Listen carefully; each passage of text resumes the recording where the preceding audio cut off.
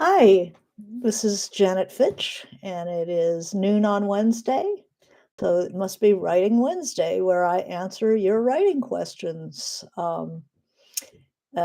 craft questions, psychological questions, philosophical questions, existential questions, questions about the writing business and making a living, and all things writing, because the writer is dealing with all these issues. There is no separation, although that's actually what we're going to be talking about a little bit today. The question for the day is dealing with the separation of the writing self and the self that goes to the store and that uh, people in the neighborhood know you, and how that divides and why they're different, and how to handle that. Some people are very uncomfortable with that, noticing that.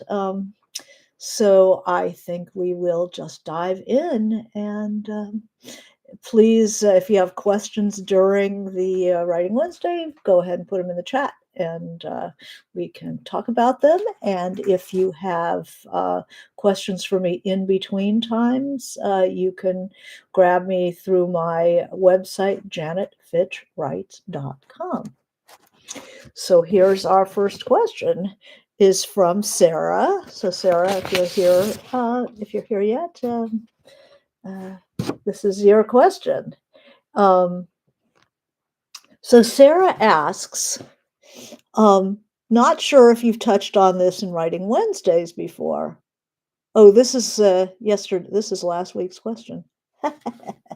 I've been having some problems with my printer, so it's finding the question that was asked of me, and I'm going to have to paraphrase it because I thought I printed it out and it did not print. So there we go. The question had been, hi Jill, hi Amy. This was a question that was asked of me. It's like people were doing it from memory.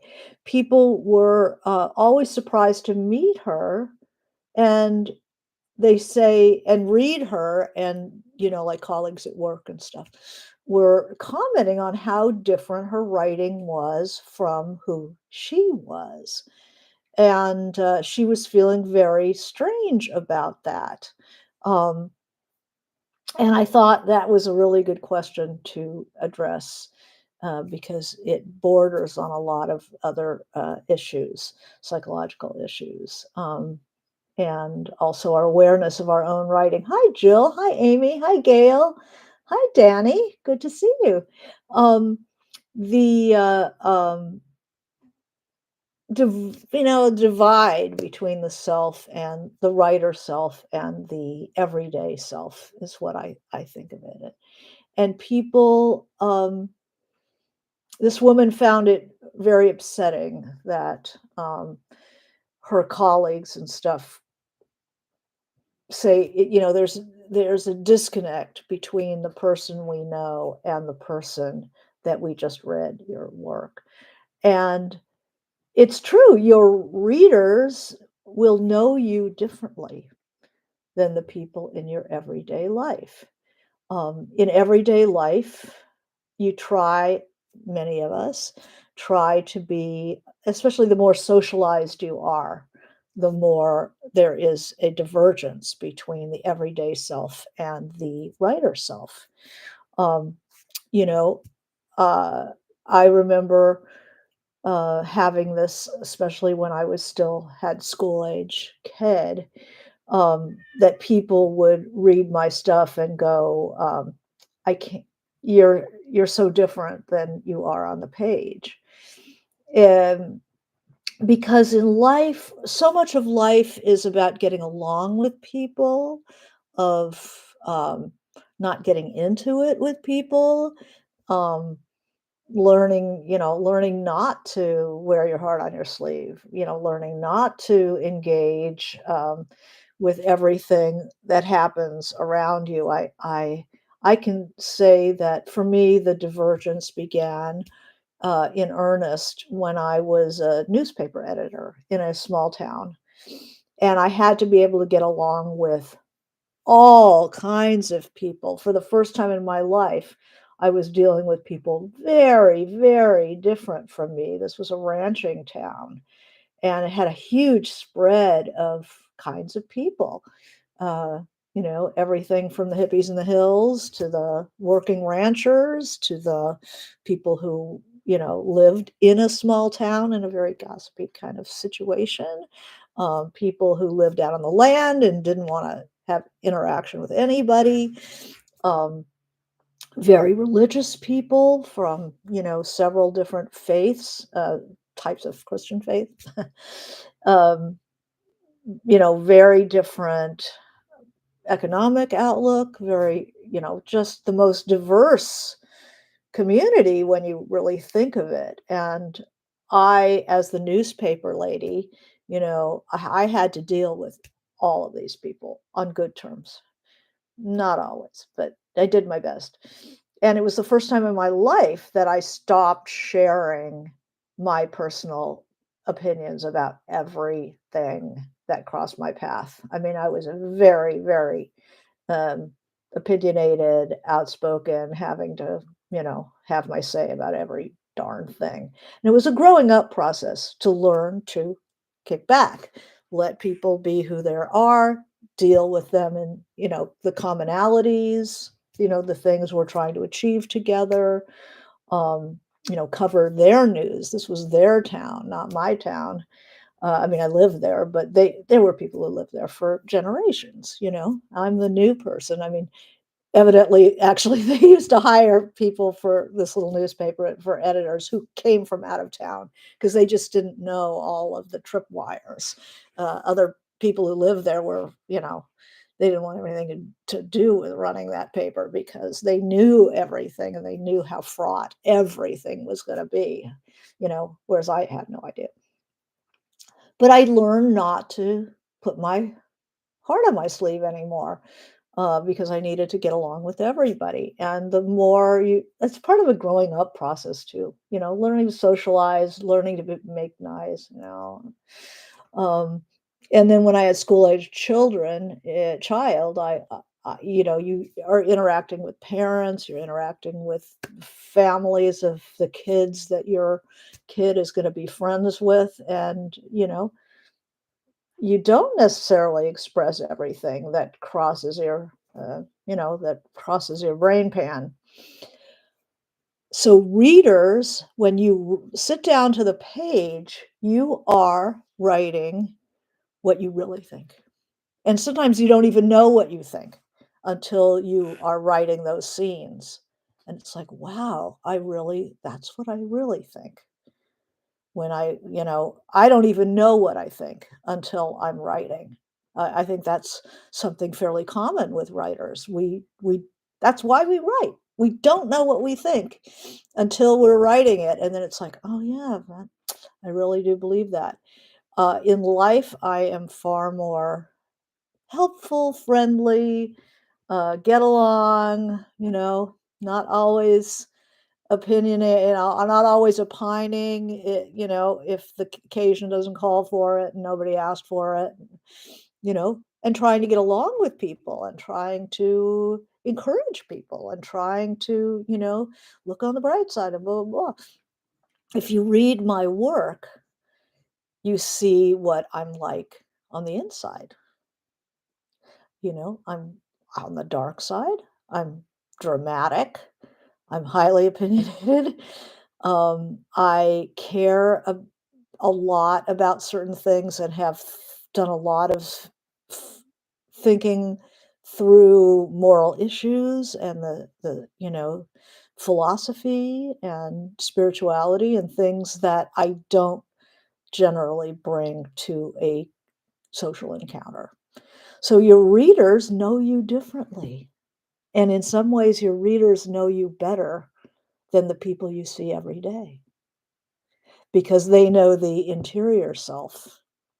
Hi, Brenda. Hi, Blair. Um, so that don't be surprised when people read your work and go, "Oh my god," "I I don't even recognize this person." It's like, "Mhm, that's right, because this is what is really going on, as we're at the PTA meeting, or, this is the person really sitting next to you, at that dinner party."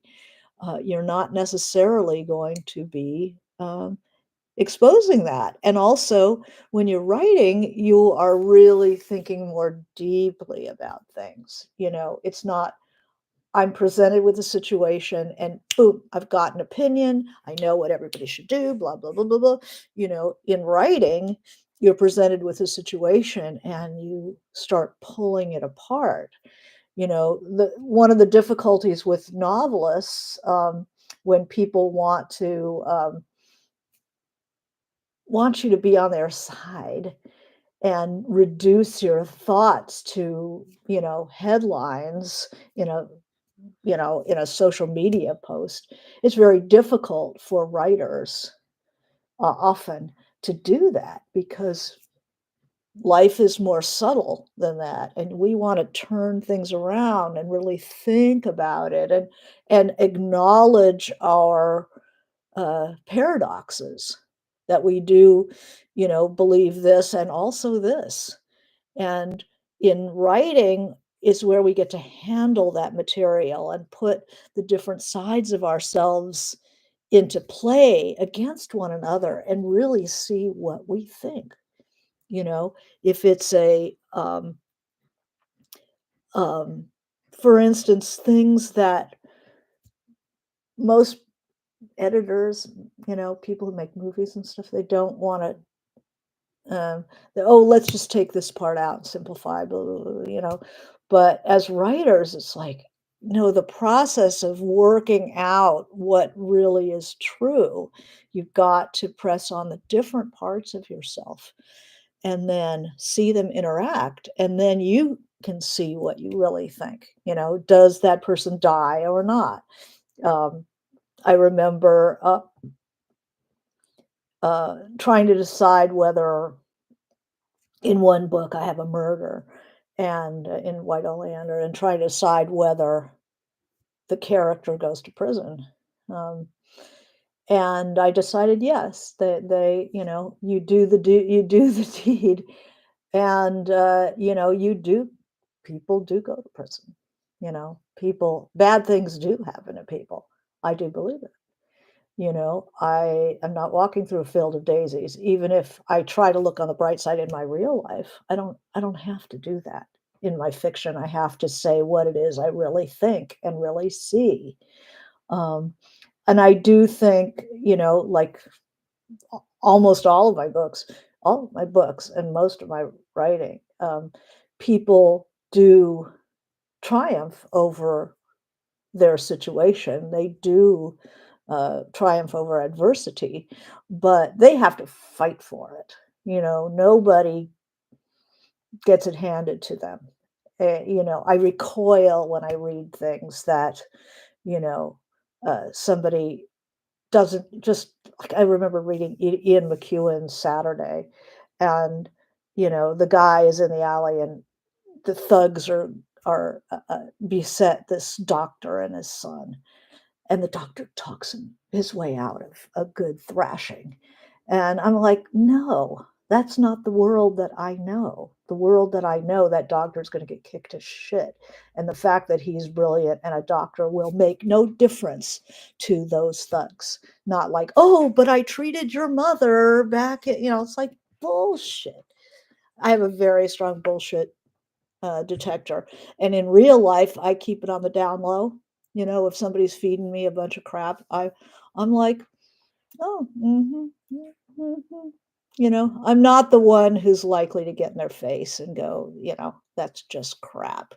I'm just gonna sit there and go, yeah, yeah, you know, well, I know you. I know this is just a load of crap, and I'm not taking anything in that you're saying. Um, But there is a shock, and when you're younger, you want to be the author that reflects your work. So a lot of young authors, and there's nothing wrong with this. There's nothing wrong with this, but it's almost like cosplay, you know. I want to be thought of as a romantic. I want to be thought of as a, avant-garde, so I do a persona. I become that character who would be a character in my own book. I'm going to replicate that in physical reality. Um, and I don't think there's anything wrong with it. If you go to a big author event, we're having the Festival of Books at the end of April, and you will see writers who believe that they should personify their work, so that there is absolute congruence between the work and the author. Um, I can think of several people that I'm not going to name who do that. They want to be in their own books. Um, Laura said, "Hi, Laura." Laura says, "It's kind of what scares me about writing. I feel so vulnerable." Yeah, isn't that interesting?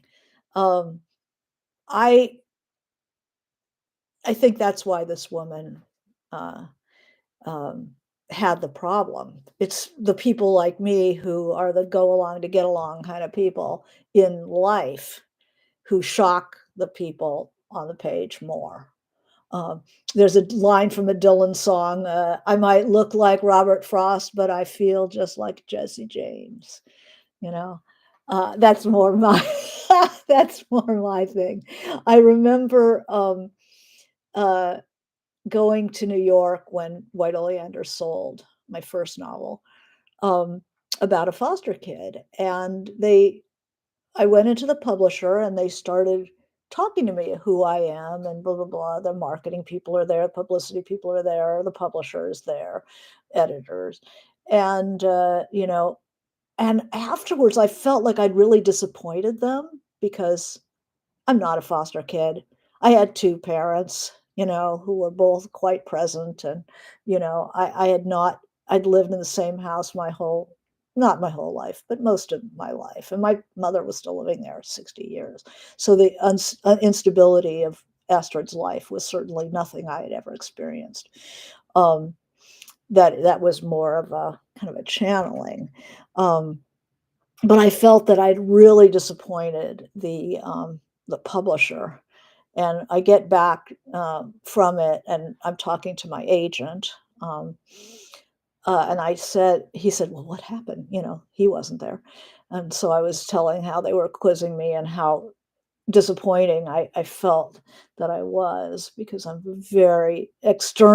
very normal person, somebody's mom, somebody in the market, um and my agent said, "No, they're not disappointed."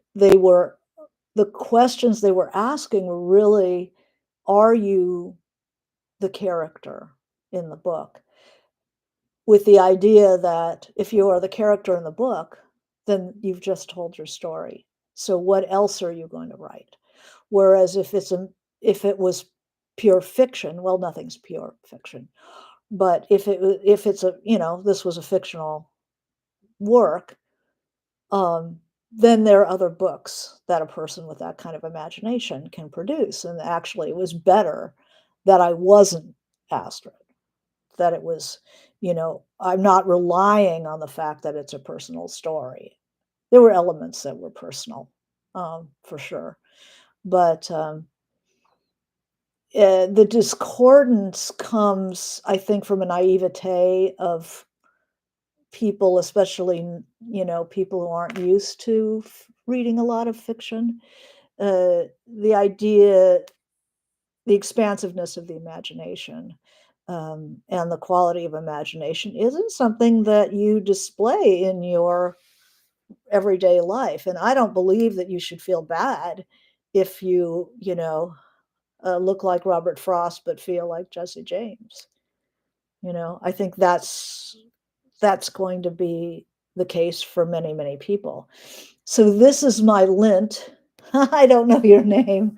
Um, when you're deciding the fate of a character, say a death or prison, do you write it out or do you work it out in your head? Have you ever wrote something that scared you afterwards? Oh, Marie. Okay, this is my lens. Marie, hi. Um, I I do worry it out. I do not ever write things in my head. I I believe that the muse favors the working writer, and I never get ideas that um, except when I'm writing. Um, so I do write it out, and I mean I might get an idea, but I don't work it out in my head. I work it out on the page. Um, have you ever written something that scared you afterwards? Yeah, I can get very superstitious, and that's something that people in my uh, I don't know if people generally in my real life know that about me is that I can be very superstitious. I can be super paranoid. Um, and when I write something really bad that seems kind of close to things that are going on in my life, I worry superstitiously that, I am invoking something.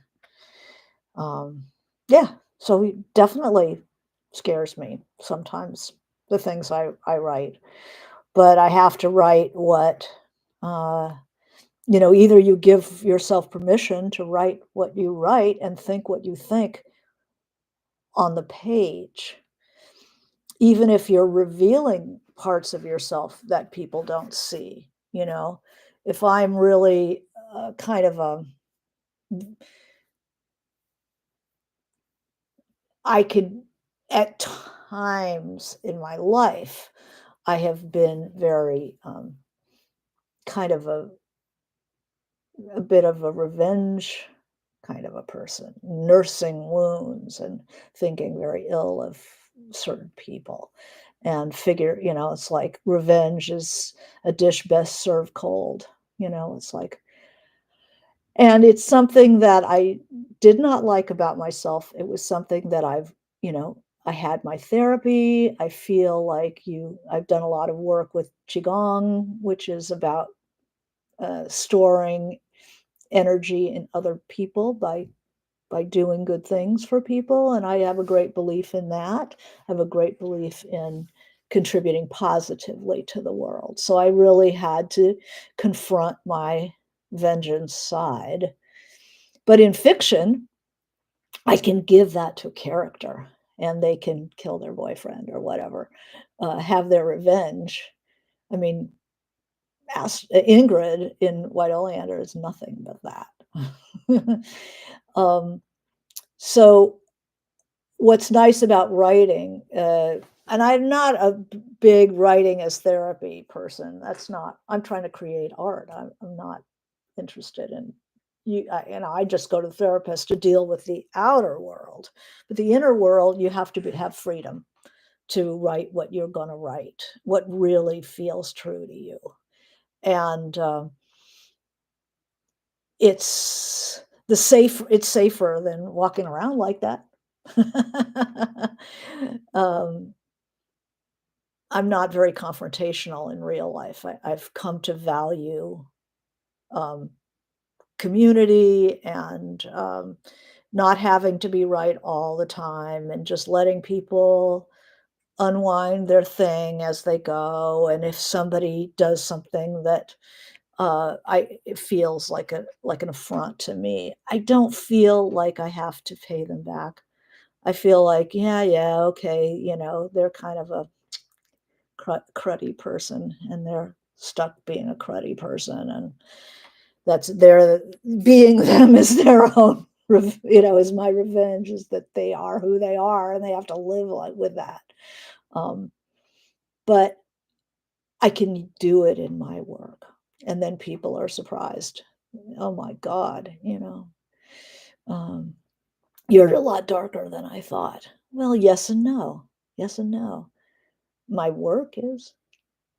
um, What if you write Laura says, "What if you write like Jesse James but feel like Robert Frost? Is it okay to be really disingenuous?" It's not disingenuous, it's what part I don't feel that it is disingenuous. I feel that it is there's some things that are in your secret life. The writing is your secret life, and you have absolute freedom to be and do whatever you want in that secret life. And then you have other concerns as a functioning human being, you know.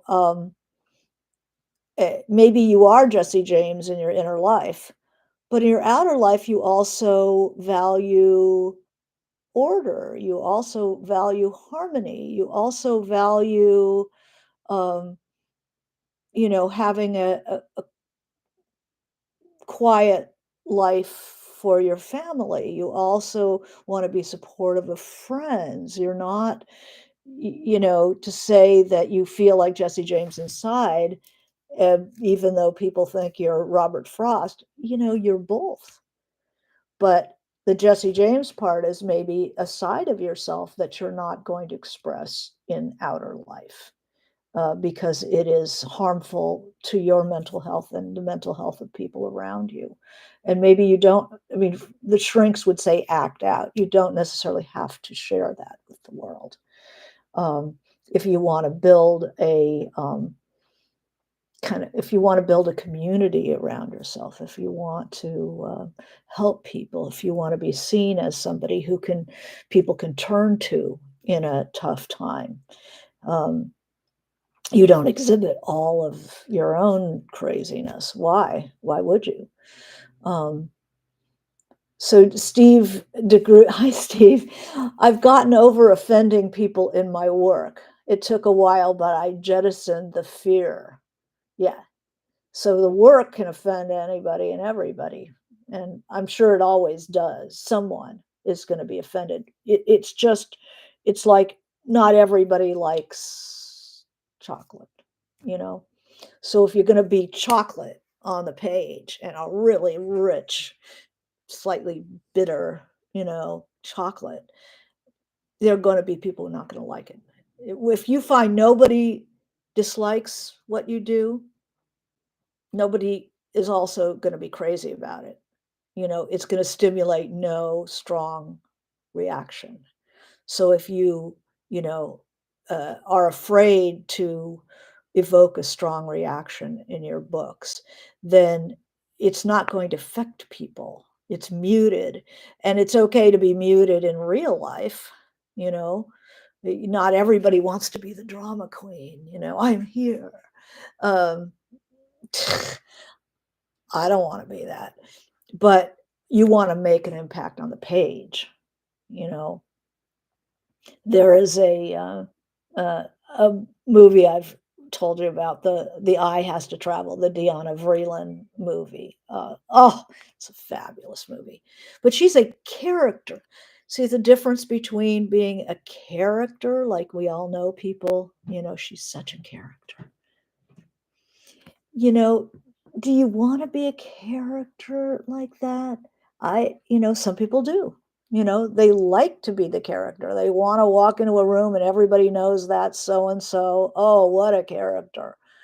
Um, but I find, um, for myself, I prefer a warmer, um, less assaultive kind of behavior. But I have characters in my books that are extremely invasive, strong, opinionated, difficult, kind of people, and they're great. They're great characters. But I don't worry about offending people as much as I worry about telling truth, my own truth, the world as I see it, because often the way I can get that down, people will go, "My God, I've never seen that on the page. I've never heard anybody say it. I think that all the time, and I've never seen anybody say it." Whereas you have some people who would just prefer you not say it. And, it's my book. That's my playpen. That's my confession, my confessor's booth. Um, so you're gonna see a different self, you know, on the page than you see in real life. People were very surprised that I had wrote political books, you know, the Revolution of Marina M and Chimes of Lost Cathedral, you know, about history and politics and, you know, how the divide between what people say they're doing and what they're actually doing, you know, I think it's super you know, it applies to our current world. Um, you're more complex on the page, you know, people don't see the complexity as much in your real life. The real life, you are actually more complex because you're looking at you have different concerns on the page than you do in life. Um, and if you want to have a successful life to your own definition of success, uh, and you want to be a good writer, your concerns in those two arenas are very different. And if, you know, we're coming up on the book festival, in which case many of you are going to meet writers who are your heroes, and some of them are not very nice people. I got to say that whenever you have a chance to meet one of your heroes, think carefully about it because often the they save the best of themselves for the page. They're thoughtful, they're kind, they're generous, um, they bring the best of humanity, their humanity, limited though it might be, to the page. And then you meet them and they're egotistical jerks. And that's the truth. And it's a shock and it's unpleasant to find that out about your heroes. Boy, she understands me. Her books, you know, she understands me. And then you meet her and she's like, you know, next. Yeah, so writers are different in their secret life. Often they're better, and often they're not better. Often they're darker, or and both. Um, so Gail is liking my Russian novels. Thank you. Um, and let's see. So Sarah says, as a reserved introvert, I relish being able to save the 80% of myself I don't express in person for the page. Yeah, yeah. You know, a lot of us are very nice in real life and we get along and we go to the committee meetings, we go to the PTA meetings, and oh, so nice to see you. And we are happy to see you, you know, and we do it, but, you know, we don't have to take over the meeting and you know my issue is the issue and everybody else is going, can we get out of here now, you know, but you have to listen to me and my problems, and they're often they are like that on the page, you know, they just feel they need to be that person all the time. And hi Wendy, and that is it's a way of living. It, um, when I was younger I was very much of a piece, my inner and outer really matched. You know, I was dark, I was difficult, I was dramatic, I was romantic, I was living like I wanted to live like a character in a novel. I wanted to be that. Um, and then something started happening. I was living a pretty wild life, and I noticed that I wasn't writing as much because I was so busy being a character that I wasn't able to quiet down enough to get to the page. And I had to grow up a little bit to develop an outer life that was quiet enough that I could be that um, intense on the page. When I was living a very intense life, I could not write that way. So that's interesting too. Um, then we have a second, and also I do not write about my family and never did. I do not write about my, marriages. I don't write about my daughter, but things I've learned or things that I have thought about that they have stimulated go onto the page. I think being a memoirist, uh, writing nonfiction, um, is more emotionally challenging to the writer because you are writing about yourself. I don't write about myself. I try not to. I mean, I might talk about my, these weird processes, but to write a memoir and tell you why I am the way I am is like, I don't think so. Okay. But yeah, the secret, Amy says this, our secret self surface on the page. And that is one of the best things about being a writer is you have a place for that.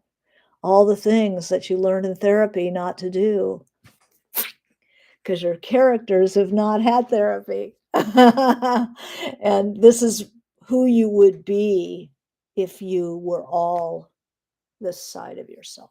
You know, what if I was all my insecurity? Who would that be? I give it all to character, who is all of her insecure. All of my insecurities are into this character. All of my vengefulness and egotism is this character, and all of my, you know, uh, being stuck in the past.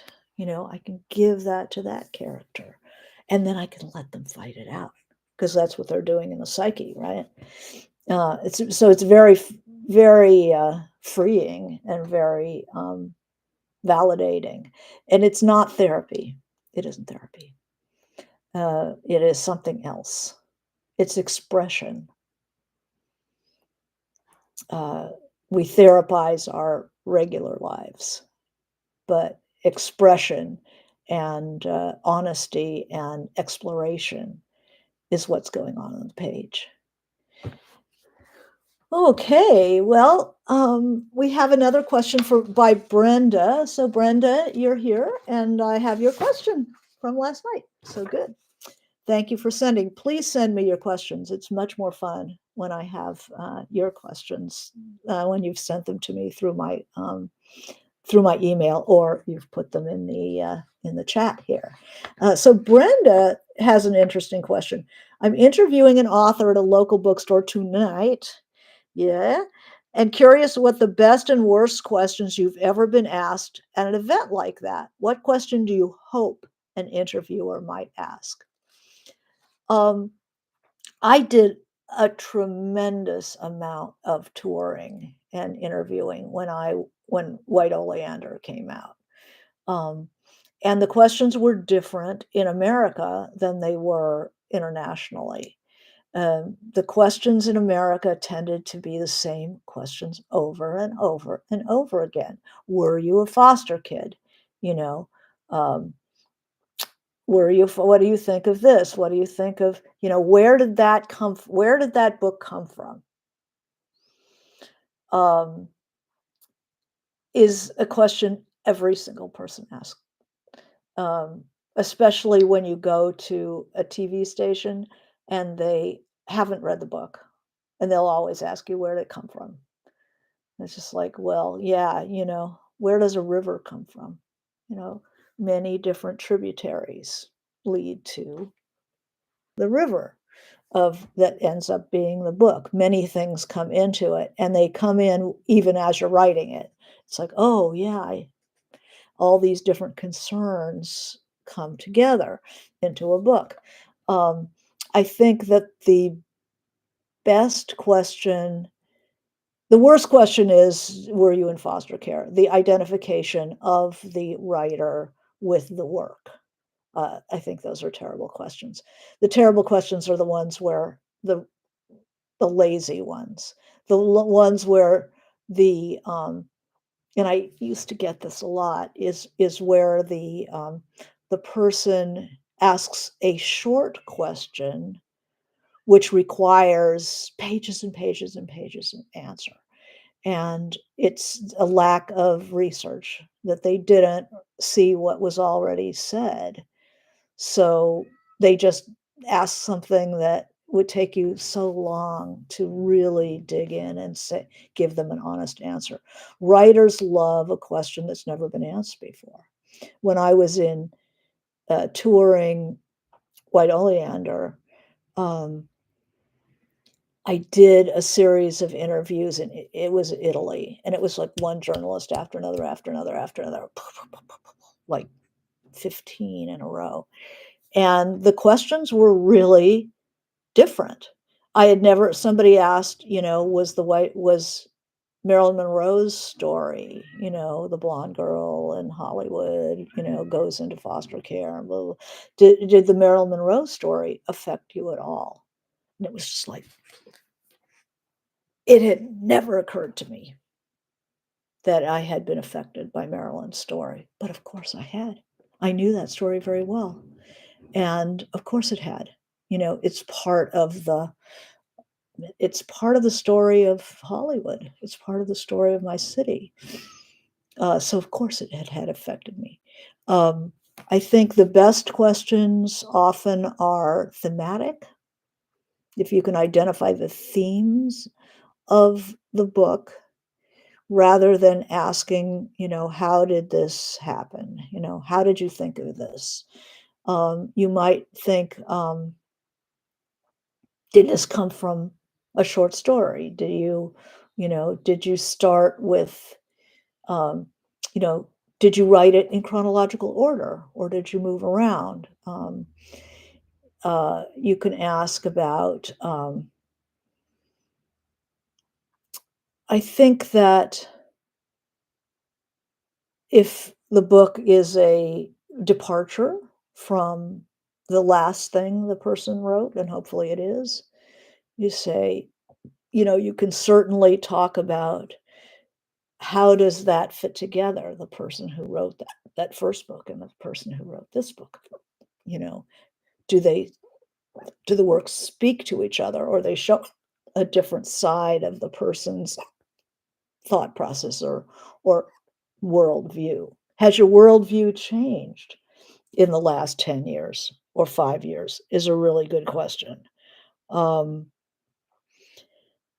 think of like what would be asked on a show where a TV show where the interviewers are very well practiced but have not necessarily read the book. And then what as somebody who's read the book, what can you ask? Um, definitely looking at interviews and stuff of that person um, and avoiding the most common questions. Um, the worst questions are trying to link the person's personal life to the book. It's not a very intellectual way to go about uh, asking about a text. I know that if they want to talk about it, believe me, they will move towards what they want to talk about. Um, I think that like think about when I was in a college. There was a form of literary criticism. It was called the New Criticism, and the New Criticism was you only read the book. You didn't know anything about the author, and then you just discussed what the text was in front of you. And so we'd read like Sophocles or Herodotus or Thomas Mann or somebody, and you were not supposed to read secondary materials. You were supposed to roll up your sleeves, and look at that text. Um, so, yeah, I think that, that, let's see, and I always write down the best questions once they've done it. Um, you could say, is, um, is your style how has your style evolved? The actual writing, but you also have to think of always what the audience of your event wants to know. Uh, and mm, you're always moving between them. I mean, I got a lot of help with, that when I was writing for a small town newspaper. I had to get a really good idea of who my audience was and what do they wanna know, um, and then what is it that you want to explore? Because maybe your audience doesn't really know how to think about a book, They always wanna know, is it real? So you could even discuss the trend of, like, based on a true story, why are Americans so literal minded? Why are they having such a struggle understanding, the difference between, understanding the value of fiction, of things, that truths can be expressed in in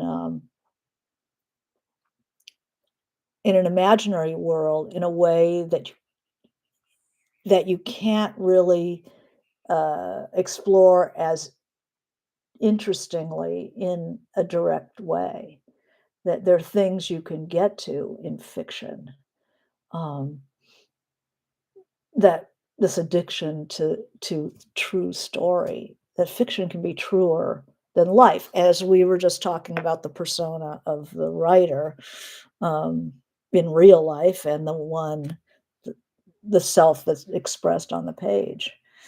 Um, uh-huh, so it's fascinating, okay.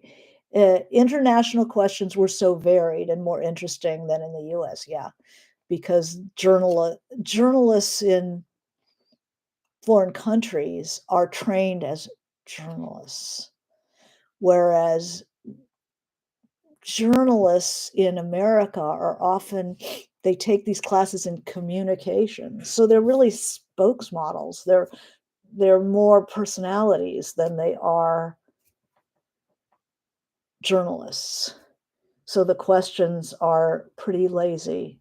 Um, they they just they check off the box rather than trying to think of something interesting that will interest the writer, but also meet the needs of the audience. So it's a very local audience, and the book is set in Myanmar. So some of it is going to be questions, that will elicit responses that will help the audience understand some of the issues, some of the history. I think a lot of people, might not know what is going on, what Myanmar is about, what's going on there, why did it, you know, um,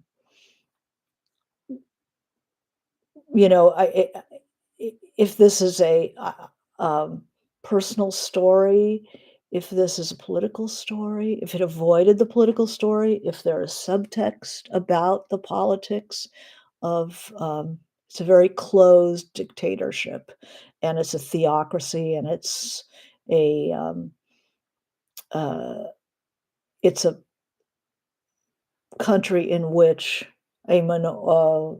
one I don't think it's a minority, but it's a one cultural group, has demanding the other cultural groups conform to its, um, hegemony and is enforcing it in a very brutal way. Um, so it's asking questions that will help the audience understand kind of the arena of the book. Um, and so I think that your questions are going to evolve around that, and then how do you bring it home? How do you it's fiction, it's like you have an issue, like I'm writing about the Russian Revolution. Do I want to write a book about Lenin and Trotsky and stuff? No. I want to write about how it is to live in that world. How it is to be at, you know, under the effect of their rulings, and what's it like on the ground to be a human being in this society. So I don't know if that's how it works. The politics and military, Brenda says, are all background, but the characters maneuver within it. Yeah, so that's a really good topic to talk about. And um, it's and then how the characters and their problems reflect. Do they echo? Are there parts of the book in which what's happening to the characters echoes these policies? I know in Marina M, which is uh, part of it's the Russian Revolution. So it's Lenin and Trotsky, and it's the Bolsheviks who are very ideological. We're seeing what that's like. Very ideological, um, but they're also about changing the perception of what you're seeing isn't what you're seeing. What you're seeing, who do you believe, me or your own lying eyes? Um, that you have to see everything through the lens that we're giving you, this ideological lens. And that I had a cult in the Marina M, and people were like, why is this cult there in the country? Why do you go from the revolution, the politics and the streets of Petrograd to some snowy enclave with this cult? It's because there is a direct echo between a cult, that cult especially, and what was going on in the larger society. It was a cult, the Bolsheviks, that's you could say, a successful cult. And so the cult was a microcosm of what was going on. And there was this very strong link. So if you can see thematic links of macro to micro, that's an interesting question. Yeah. So if it's nonfiction, you might want to talk about a connection between what's going on in this country and what's going on in Myanmar. If it's fiction, the writer will not appreciate that. That would be the kind of thing that you would allow them to bring up, if that's what's happening, because they want to talk about their book. So it's all about the book. So you can talk about how it's organized, how does the chaptering work? I mean, things that keeping the reader and the audience in mind. You never want to lose the audience, you know, uh, to see how that unfolds. I think I know the book that you're going to be talking about, but we'll see. Um, so the worst questions I'm asked are always the same questions. Where does this come from? Where did you get the idea? As if an idea, comes out of your head. I don't get ideas. But it's like, what was the spark of this? That's, the spark of the actual writing of the book, of this book, um, is a good question. What are you looking for in a novel? Is a really good question of a novelist. What do you look for in a novel? And then you can relate that back to the book that they wrote. Um, are there any books in that field that you strongly disagree with, or that you strongly were attracted to before writing this book? Let's see, what else were good questions? The bad questions are just the questions that think of the question that a junior high kid would ask, and then don't ask that question. The question of where did it come from? Was your mother terrible? Um, and try to work with the text. Try to work with what you're seeing on the page. The Golden Land by Liz Schick. Interesting. I was thinking of Miss Burma by Charmaine Craig, also about Myanmar, historical. Um, yeah, the gold, interesting. Talk about gold. The importance of gold in Burma, in Myanmar. It's very interesting. Their aesthetic um, is good. Um, why the title is really interesting. Titles are hard. So I bet she'll have some good thoughts about that. Um, so Sarah asks, do you find that audience questions during public events tend to be more varied or a lot of the same? Well, after a public event, when the serious questions have started to be asked in the event, the questions from the audience are usually much better. They won't say where did it come from, because they'll already know. They'll be so far ahead of that. The trick of, and this is more really for the writer than the interviewer, but for both of you, um, the questions from the audience are often not, you have to think about what they're really asking. And don't answer the superficial question. Do you write on a typewriter or on a computer? Um, it's they're trying to picture your process. So if you can widen out that question to, instead of computer versus typewriter or longhand, to think, what is your process? That's an interesting question. So think about the question behind the question, because often people can be a little inarticulate. So you have to think about what do they really want to know here. Um, so the book won the AWP prize for the novel. Very cool. Very cool.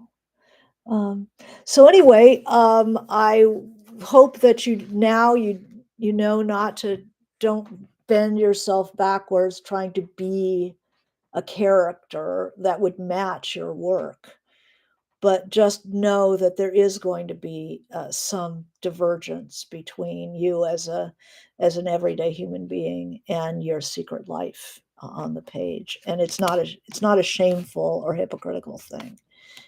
It's a testimony to the complexity of the human being and the creative process and the privacy of the creative process and the special relationship between the reader and the writer. It's a very special relationship. Um, so thank you very much for joining me, and we'll see you next week for Writing Wednesday. Thank you.